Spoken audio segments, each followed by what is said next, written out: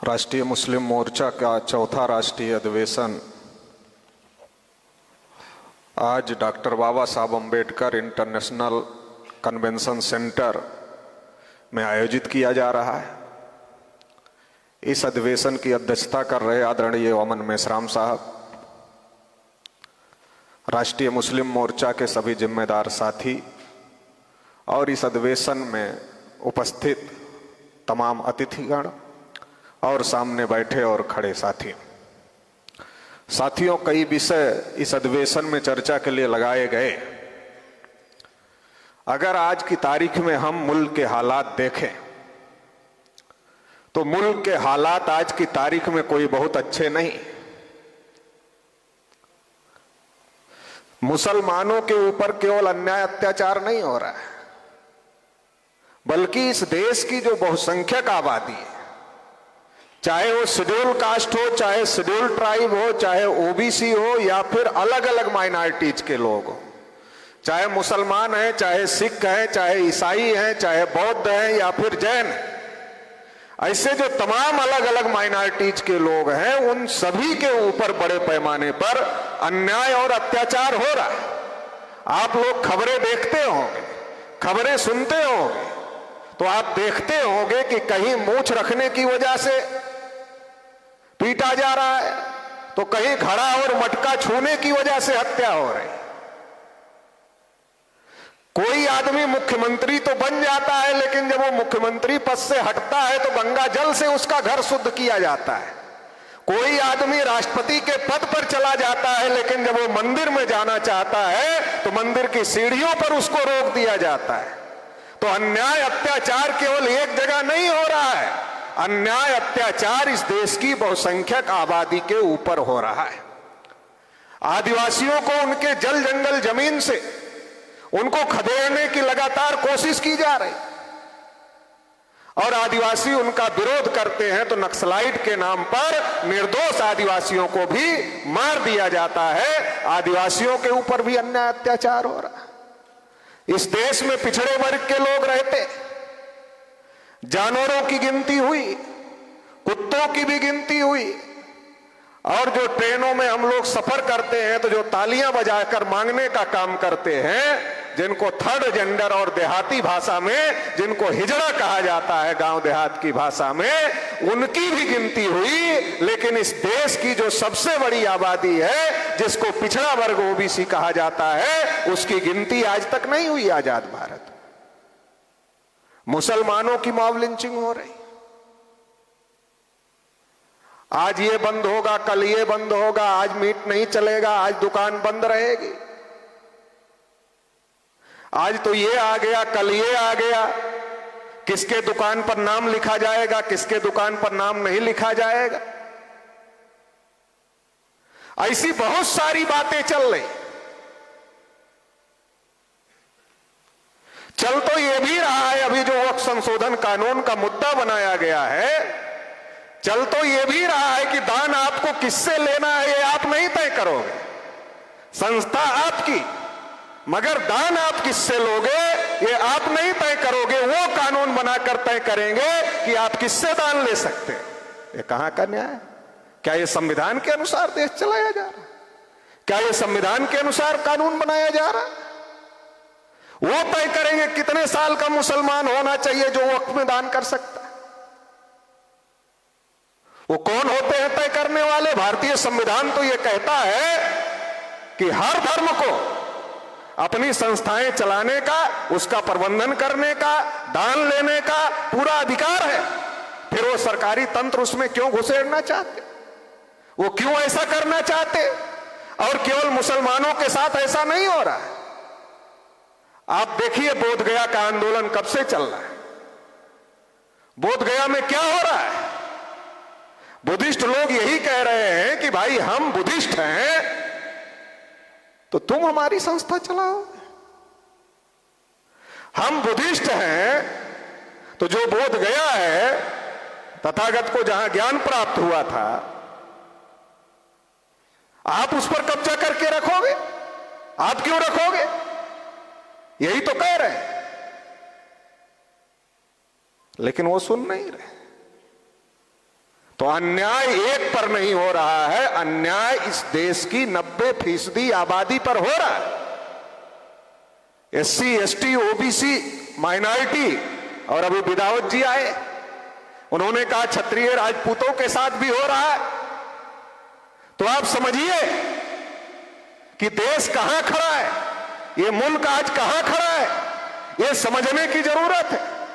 और एक खास बात, अन्याय सबके साथ हो रहा है, सब अलग अलग लड़ने की कोशिश कर रहे हैं, और शासक वर्ग सबको या तो ताकत से दबाने की कोशिश कर रहा है, या तो उनके लीडरों को लालच देकर मिला करके उनके मुद्दों को दबाकर 2-4 लीडरों को मिलाकर पूरे समाज पर अन्याय अत्याचार करने की रणनीति के साथ काम कर रहा है। ये भी समझना पड़ेगा। और इस देश में वामसेप एक ऐसा संगठन है जो ये समझा रहा है कि अरे भाई, जब सबके साथ हो रहा है, अलग अलग क्यों लड़ रहे हैं? जब सबके साथ अन्याय हो रहा है तो अलग अलग लड़ने की क्या जरूरत है?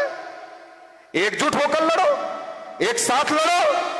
अगर 90% लोग एक साथ होकर लड़ने के लिए तैयार हो जाएं, तो किसकी औकात है इस देश में अन्याय अत्याचार कर देगा? जब भारतीय संविधान हमारे साथ खड़ा है, जो कहता है जाति के नाम पर, धर्म के नाम पर, भाषा के नाम पर, क्षेत्र के नाम पर, लिंग के नाम पर, जन्मस्थान के नाम पर किसी के साथ कोई भेदभाव नहीं होगा, जब संविधान हमारे साथ में है और लोकतंत्र में संख्या भी हमारी है, तो अगर हम एकजुट होकर इस लड़ाई को लड़ें तो किसी की औकात नहीं है कि इस देश में, जो इस देश के असल बासिंदे हैं, इस देश के मूल निवासी हैं, उनके साथ अन्याय अत्याचार कर दे। असल में इनको दिक्कत क्या है? जब संविधान समता, स्वतंत्रता, बंधुता, न्याय की बात करता है तो उसको लागू करने में इनको दिक्कत क्या है? इनको एक ही दिक्कत है, इनके दिमाग से वो जाहिलता वाली बात निकल ही नहीं रही।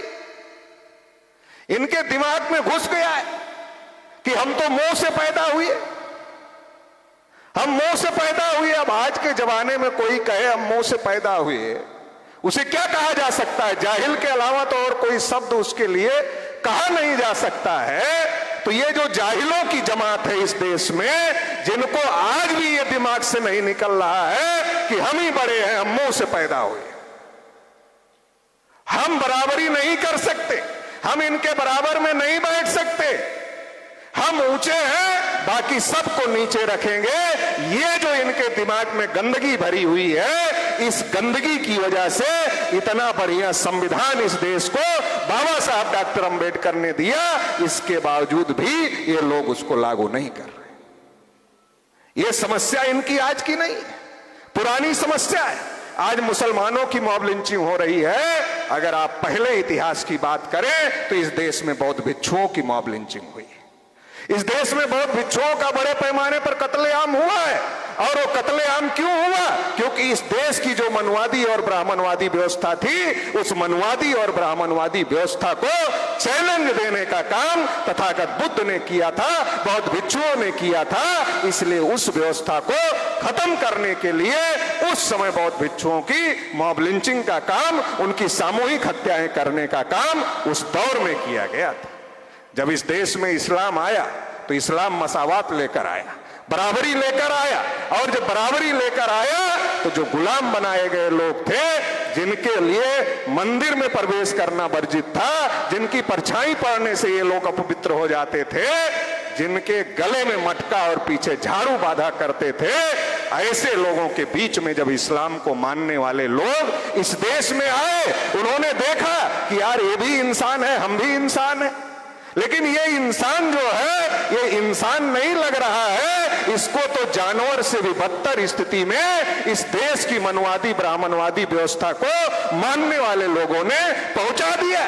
तो उन्होंने कहा, इस देश के उस आदमी को कहा, उस आदमी को कहा जिसकी परछाई पड़ना लोग पवित्र नहीं मानते थे, जिसकी परछाई से लोग दूर भागते थे, उस आदमी को कहा, जिसको देखने से अपवित्र हो जाते थे, उस आदमी को कहा। क्या कहा? अरे तुम भी इंसान हो, हम भी इंसान हैं, आओ हमारे साथ, चलो हमारे साथ, चलो एक साथ चटाई पर बैठेंगे, एक प्लेट में खाना खाएंगे, एक मस्जिद में नमाज पढ़ेंगे, चलो हमारे साथ। इंसान की खुराक क्या है? इंसान की खुराक केवल पेट की खुराक नहीं, इंसान को मान सम्मान चाहिए। इंसान और जानवर में यही अंतर है। इंसान की खुराक मान सम्मान की भूख भी हर इंसान को होती है। जब ये प्रेम, ये मानवता, ये बराबरी जब मिली यहाँ के लोगों को, तो वो लोग इस्लाम को स्वीकार किए और मुसलमान बन गए। आज जो भारत में करोड़ों की संख्या में मुसलमान हैं, वो कोई अरब ईरान से आए हुए मुसलमान नहीं, यही के हैं, हमारे भाई हैं, हमारे डीएनए के भाई हैं, यही के हैं। और इनके जो अन्याय अत्याचार थे, उसकी वजह से इस देश में मुसलमान।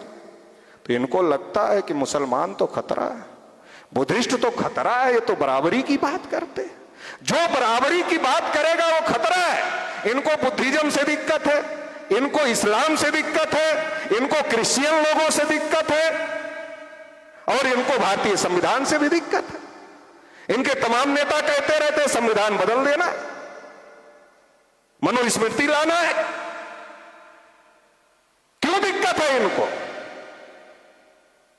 इस्लाम बराबरी की बात करता है, बुद्धिज्म बराबरी की बात करता है, क्रिश्चियन बराबरी की बात करता है, और भारतीय संविधान भी बराबरी की बात करता है। दिक्कत इनको इस्लाम से, बुद्धिज्म से, क्रिश्चियनिटी से और संविधान से नहीं है, दिक्कत इनको बराबरी से है कि इस देश में बराबरी स्थापित नहीं होनी चाहिए। इस देश में जिनको हमने हजारों साल से गुलाम बनाकर रखा, वो हमारे नीचे रहने चाहिए, हमारे गुलाम रहने चाहिए। ये जो इनकी गंदी सोच है, इसकी वजह से इस देश में सारी दिक्कत है। अंग्रेज क्या किए? अंग्रेज आए तो अंग्रेजों ने उन लोगों को पढ़ने लिखने का अधिकार दिया जिनको हजारों साल तक पढ़ने लिखने का अधिकार नहीं। इनको अच्छा थोड़ी ही लगा, इनको अच्छा नहीं लगा, और इन्होंने प्लान बनाया कि अंग्रेजों को भगा देंगे और अंग्रेजों को भगाकर इस देश में हम फिर कब्जा करेंगे और फिर इनको गुलाम बनाकर रखें। लेकिन ज्योतिबा फूले, साहू महाराज, बाबा साहब अंबेडकर इस बात को समझते थे, और इसलिए उन्होंने अपनी लड़ाई चलाई, अपना आंदोलन चलाया।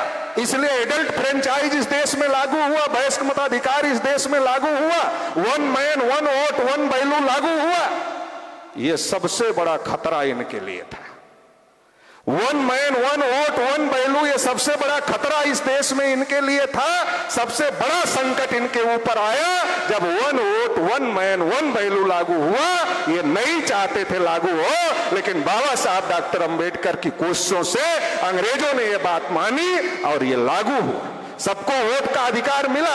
फिर इनके सामने संकट आया कि हमने जिनको नीच बनाया, हमने जिनको अछूत बनाया, हमने जिनको शूद्र बनाया, हमने जिनकी परछाई नहीं पड़ने दिया, हमने जिनको मंदिर में नहीं घुसने दिया, जिनको जंगलों में रहने के लिए मजबूर किया, उनके पास वोट क्या कहकर मांगने जाए? क्या कहकर वोट मांगेंगे उनसे? तो इन्होंने सोचा इनसे वोट तो मांग नहीं सकते सही बात बताकर, क्योंकि अगर इनको कहेंगे कि हमने आपको शूद्र बनाया इसलिए वोट दे दो, हमने आपको अछूत बनाया इसलिए वोट दे दो, हमने आपको जंगलों में रहने के लिए मजबूर किया इसलिए वोट दे दो, ये तो लाठी निकालेगा, बोलेगा उसी को तो ढूंढ रहे थे जिसने ये सब किया है। तो वोट तो नहीं देगा, लाठी निकालेगा। तो इससे ये कह के तो नहीं मान सकते। तो फिर इन्होंने सोचा फिर क्या किया जाए। तो इन्होंने अपने धर्म का नाम बदल लिया। जब मुगलों ने जजिया कर लगाया था तो इन्होंने सुल्तान का महल घेर लिया था और कहा था कि हम हिंदू नहीं हैं, जजिया कर नहीं दें। दयानंद सरस्वती ने सत्याग्रह प्रकाश में लिखा हम आर्य हैं, हिंदू नहीं है। और इन लोगों ने फिर क्या किया?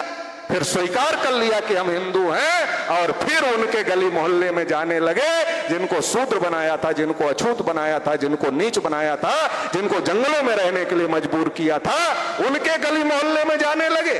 क्या कहकर जाने लगे? तुम भी हिंदू, हम भी हिंदू, गर्व से कहो हम हिंदू।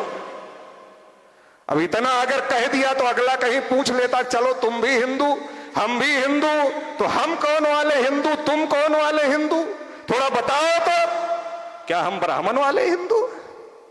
अगर ऐसा पूछ लेता तो क्या होता? तो खतरा पैदा हो जाता, फिर समस्या पैदा हो जाती। तो इन्होंने कहा तो दुश्मन दूसरा खड़ा करना पड़ेगा। इन्होंने सोचा दुश्मन दूसरा खड़ा करना पड़ेगा, तो कहा एक एक मुसलमान 14-14 बच्चे पैदा कर रहे हैं, देश पर मुसलमानों का कब्जा हो जाएगा, सारे हिंदू इकट्ठा हो जाए। पैदा कर रहे नहीं पैदा कर रहे किसी को पता नहीं, लेकिन प्रचार हो गए। 200 साल में, 400 साल में, 500 साल में, 700 साल में, 1000 साल में जब मुसलमान पैदा करते करते करते करते करते करते बढ़ा ले जाएंगे, तब कब्जा हो जाए। और कितना समझदार है हमारे लोग, ये समझ गए कि 1000 साल बाद मुसलमान कब्जा करेंगे, रोकना है, समझा दिया। और ये नहीं समझ पाए कि 1000 साल से जो गुलाम बनाया है, ये मुसलमानों का डर दिखाकर, हमारा समर्थन लेकर ये खुद कब्जा कर रहा है। ये नहीं समझ पाए, यही बात हमसे अब समझा रहा। जो नहीं समझ पाए वही बात समझा रहा है, इसलिए अब समझने लगे। समझने लगे तो दिक्कत बहुत बढ़ गई। अब दिक्कत बहुत बढ़ गई है, तब हिंदू मुसलमान कराने के लिए कोई ना कोई बहाना खोजना पड़ता है, माहौल बनाना पड़ता है, सिस्टम बनाना पड़ता है। नहीं तो ओबीसी कह रहा हमारी गिनती करो, चलो तुम्हारा हिंदू मुसलमान तो ठीक है, हमारी गिनती करो। गिनती क्यों नहीं कर रहे? हमको संख्या के अनुपात में हिस्सेदारी क्यों नहीं दे रहे? अब इनका संकट बढ़ गया। अब इनको पता है कि इनके लिए हम कुछ काम तो नहीं कर रहे, लेकिन वोट लेना है। वोट लेना है तो जितना हिंदू मुसलमान गर्म करोगे उतना वोट मिलेगा, क्योंकि दूसरे मुद्दे गायब हो जाएंगे। अभी उत्तर प्रदेश में क्या हो रहा है? यही हो रहा है। देश के तमाम हिस्सों में यही हो रहा है कि ये हिंदू मुसलमान जो करवाया जा रहा है, ये करवाने के पीछे साजिश है कि जो जालिम है 3.5% का, वो जालिम देश की सत्ता और व्यवस्था पर अपना कब्जा बरकरार रखना चाहता है। इसके लिए वो हिंदू मुस्लिम की लड़ाई लगा करके ओबीसी SC ST को मोबिलाइज करने का काम कर रहा है। ये समस्या है। असल लड़ाई हिंदू मुसलमान, अरे तो DNA के भाई है, इनकी कोई लड़ाई नहीं है। टोटल लड़ाई मध्यकालीन भारत के इतिहास पर बताई जाती। एक राजा की लड़ाई आप उठाकर देख लो, कौन सा ऐसा समय था जब मुगलों की तरफ ये लोग नहीं थे और इधर के जो राजा थे उनके साथ मुसलमान नहीं थे? एक लड़ाई उठाकर देख लो, हर लड़ाई में दोनों तरफ लोग, हर लड़ाई में थे। तो ये झगड़ा कैसे होगा? ये झगड़ा जानबूझकर लगाया जा रहा है ताकि इस झगड़े को आधार बना करके जो हजारों साल की गुलामी इनके ऊपर थोपी गई है, इस देश के असल बासिंदों के ऊपर, जिन्हें संविधान ने आजाद किया लेकिन संविधान लागू न करके आज भी उनको गुलाम बनाने की साजिश चल रही है, उनको गुलाम बनाए रखा जाए। इसके लिए मुगल पीरियड का उदाहरण दे दे करके लड़ाने का काम इस देश में किया जा रहा है। इसलिए इस बात से हम लोगों को सतर्क रहने की जरूरत है, सजग रहने की जरूरत है। इस देश में हिंदू मुसलमान की कोई लड़ाई नहीं। पहले ये लड़ाई लगाते हैं, फिर एकता की बात करते हैं कि अब हिंदू मुसलमान में एकता होनी चाहिए। पहले कहते मुसलमान विदेशी है, फिर मोहन भागवत क्या कहते? इस्लाम जब से आया था भारत में है, आगे भी रहेगा। अरे तुम कौन होते हो सर्टिफिकेट देने वाले? तुम कौन होते हो बताने वाले रहेगा कि नहीं रहेगा? मुसलमान इस देश का असल बासिंदा है, इस देश का मूल निवासी है, वो रहेगा। उसके लिए तुम कौन होते हो सर्टिफिकेट देने वाले? टाइम्स आपका DNA कहता है, टाइम्स ऑफ इंडिया का, कि ब्राह्मण इस देश के रहने वाले नहीं है, तो तुम कहां से सर्टिफिकेट दे रहे हो? लेकिन कुछ मुसलमान खुश हो जाते हैं और तारीफ करने लगते हैं। तो हमको समझने की जरूरत है, जो लड़ा रहे हैं वही इकट्ठा आने की बात भी कर रहे हैं। हिंदू मुसलमान एकता की जरूरत नहीं। मैं बार बार कहता हूं कि इस देश में हिंदू मुसलमान एकता की जरूरत नहीं है। इस देश में अगर जरूरत है तो मजलूम और मजलूम की एकता की जरूरत है। मुसलमानों को यह आदेश है इस्लाम में कि मजलूमों के साथ खड़े हो जाओ। तो मुसलमान खोजे इस देश में मजलूम कौन है? क्या मोहन भागवत और उनको मानने वाले लोग वो मजलूम है, या इस देश का SC ST OBC माइनॉरिटी ये आज की तारीख में मजलूम है? कौन मजलूम है इस देश में, मुसलमानों को यह तय करना चाहिए और उनके साथ भाईचारा बनाना चाहिए, उनके साथ इत्तेहाद कायम करना चाहिए। अगर मजलूम और मजलूम इकट्ठा होते हैं तो इस देश में जो नाइंसाफी का निजाम कायम हुआ है, ये नाइंसाफी का निजाम ध्वस्त होगा और इंसाफ कायम होगा। इंसाफ क्या है? जिसकी जितनी संख्या भारी उसकी उतनी हिस्सेदारी, ये इंसाफ है। तो इसके लिए आप लोग कोशिश करेंगे। इस आशा उम्मीद के साथ आप लोगों ने मुझे सुना, इसके लिए आभार, धन्यवाद।